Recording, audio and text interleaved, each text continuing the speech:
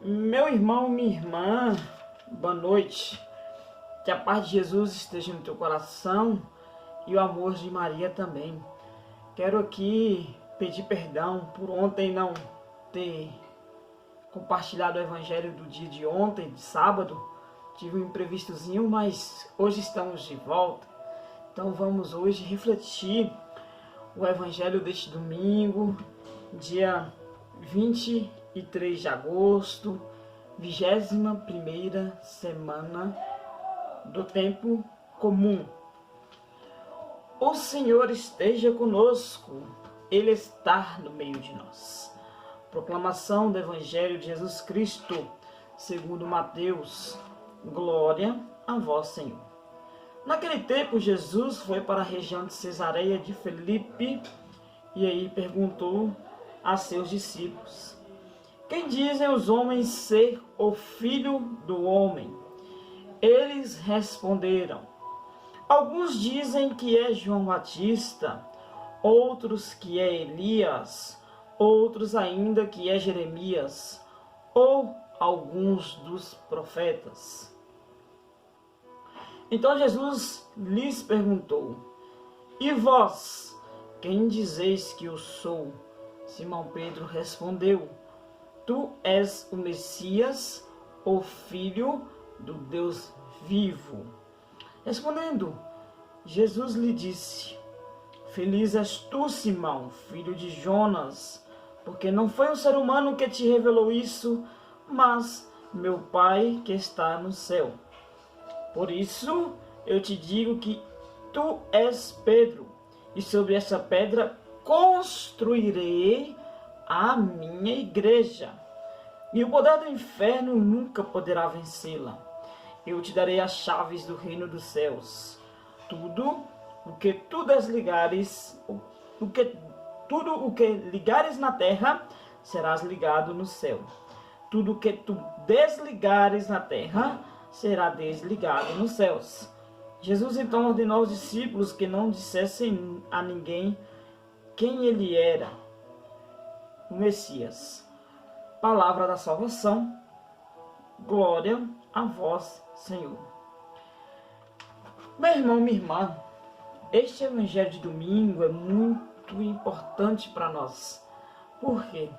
Para nós podermos entender um pouquinho este sentido de Jesus na nossa vida. Para nós também entendermos qual é o sentido da nossa fé também. E para nos perguntarmos quem é Jesus para nós e quem eu sou, né? Então, antes de entrar nesses detalhes, eu quero explicar o que, né? Jesus estava lá, o evangelista São Mateus faz questão de falar que Jesus estava na região Cesareia de Filipe. Por quê? Lá era a região onde era uma região rica, onde tinha muitas pessoas ricas lá, né? Onde as pessoas eram de uma outra cultura totalmente diferente. E aí por isso que Jesus nessa região faz essa pergunta aos discípulos, por quê? Porque aí ele revela a sua realeza, revela quem ele é. Então, meus irmãos e minhas irmãs, Jesus, ele envia os discípulos em missão.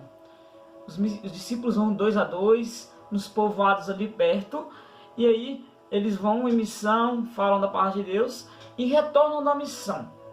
Quando eles retornam da missão, aí Jesus pergunta aos discípulos, né, para saber. Mas esse saber de Jesus não é como a gente muitas vezes fica querendo saber o que fulano acha da gente, não. Esse saber de Jesus que ele quer saber é para quê? Para eles mostrarem quem as pessoas pensam, para depois Jesus revelar de fato quem ele é. Então, os discípulos respondem, né? Alguns dizem que é João Batista, outros que é Elias, outros ainda que é Jeremias ou alguns dos profetas. Ou seja, eles falam aí, meu irmão, minha irmã, que Jesus era comparado com alguns desses profetas. Mas aí sim, agora Jesus quer essa revelação que é o quê? E vós que andais comigo, quem dizeis que eu sou? E aí, São Pedro, né, na figura ainda de Simão, fala: tu és o Messias, o Filho do Deus vivo. E aí nos chama a atenção que não é Simão que fala isso por ele mesmo. É através do Espírito Santo que revela quem Jesus é. Nós só podemos conhecer Jesus e reconhecer Jesus em nossa vida se for através do Espírito Santo. Sem o Espírito Santo nós não podemos e não conseguimos reconhecer a presença de Jesus. Terá feitos em nossa vida e nós muitas vezes falaremos que foi um milagre, nós atribuiremos a sorte, mas se nós não tivermos Jesus na nossa vida, se nós não tivermos o Espírito Santo na nossa vida, nós não conseguiremos reconhecer a presença de Jesus em nossa vida. Então o Espírito Santo ali revelou a Simão e aí mostrou quem Jesus é. E aí a primeira pergunta que nós devemos ter, que este evangelho se divide em dois: a parte cristológica, onde revela o Cristo, e vamos então na segunda, que é a parte eclesiológica, que é a parte que revela como é a igreja. Mas na primeira parte, quem é Jesus para você? Essa é a pergunta fundamental que nós devemos ter nesse dia de hoje. Quem é Jesus para você? Quem é Jesus para mim? Quem é Jesus para nós? Quem é? Essa é a pergunta que nós devemos nos fazer e responder. Quem é Jesus? E aí, São Pedro respondeu, né? Tu és o Filho do Deus vivo. Mas e para nós? Quem é Jesus? Se nós sabemos quem é Jesus para nós, muita coisa na nossa vida vai dar bem, vai dar certo, nós seremos felizes, né? Que Jesus faz sentido na nossa vida. E entrando na segunda parte, e aí Jesus fala: feliz tu, Simão, filho de Jonas, porque não foi um ser humano que te revelou isto, mas o meu Pai que está no céu. Por isso eu te digo, tu és Pedro, e sobre essa pedra construirei a minha igreja. Jesus aqui revela a fundamentação da igreja. Jesus, ele não fundou a igreja, ele construiu a sua igreja. Construir é diferente de fundar. Construir é edificar, é ter alicerce, é ter firmeza. Então, Jesus ali, ele constrói a sua igreja nessa pedra, nesse alicerce que é Pedro e nos apóstolos. Por isso nós devemos afirmar que a única igreja construída por Jesus foi e é a Igreja Católica Apostólica Romana. Porque ele disse a Pedro: Pedro, sobre essa pedra edificarei a minha igreja, construirei a minha igreja. E aí foi de Pedro passando para seus sucessores, até hoje, onde nós temos aí o Papa Francisco. Nenhuma outra igreja Jesus edificou essa igreja, construiu essa igreja. Ele não falou para Edir Macedo, não falou para pastor Valdomiro, não está aqui relatado na palavra de Deus. Está relatado São Pedro. E o sucessor de Pedro é Papa Francisco. Certo, meu irmão, minha irmã? Então é essa certeza que nós devemos ter.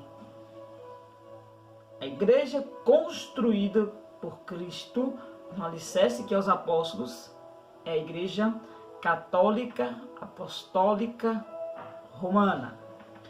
E aí continuando. E aí Jesus dá o poder a Pedro, que fala bem assim: e o poder do inferno nunca poderá vencê-la. Nunca.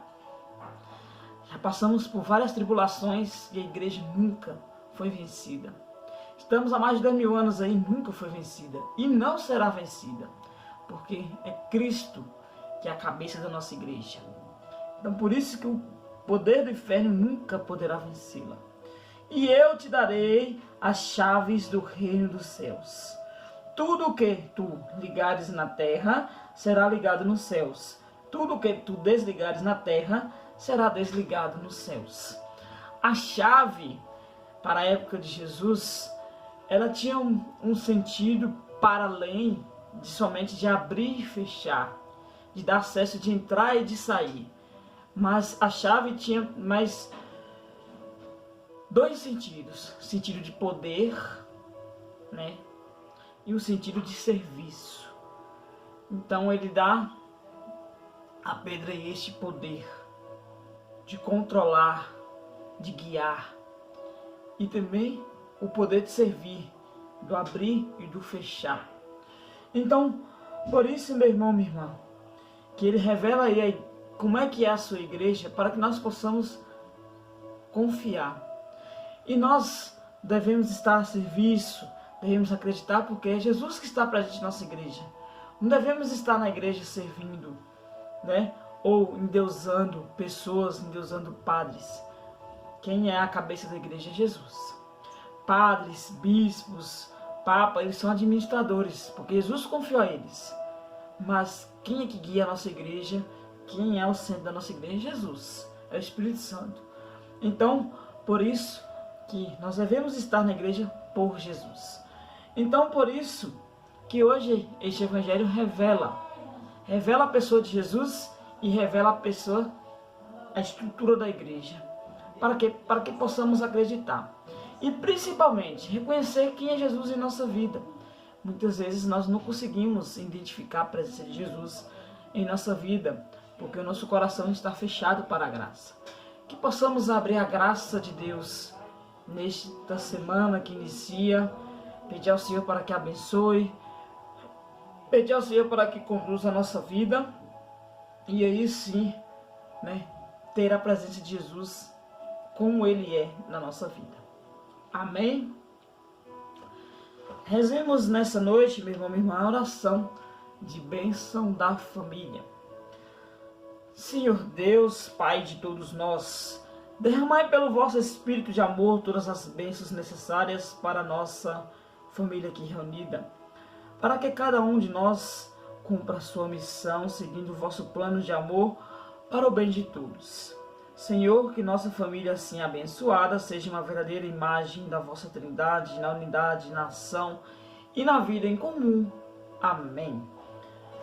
Rezemos nessa noite, meu irmão, minha irmã, pedindo à Virgem Mãe que interceda a Deus por cada um de nós nessa noite. Ave Maria, cheia de graça, o Senhor é convosco. Bendita sois vós entre as mulheres, bendito é o fruto do vosso ventre, Jesus. Santa Maria, Mãe de Deus, rogai por nós, pecadores, agora e na hora de nossa morte. Amém.